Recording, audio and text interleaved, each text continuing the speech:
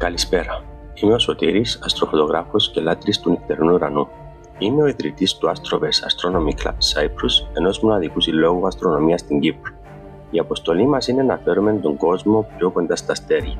Οργανώνουμε αστροπαρατηρήσεις, εκπαιδευτικές δράσεις και φωτογραφικά projects. Μοιραζόμαστε τη γνώση, την αγάπη και τον θαυμασμό μας για το σύμπαν. Συμμετέχουν ανθρώποι κάθε ηλικίας, παιδιά, γονείς, φίλοι, όλοι κάτω από τον ίδιο ουρανό.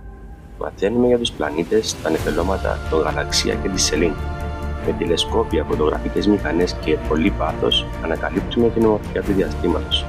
Αν αγαπάς και εσύ τον νυχτερινό ουρανό, έλα μαζί μας σε μία από τις επόμενες δράσεις μας. Astroverse σημαίνει έμπνευση, γνώση και never stop looking up.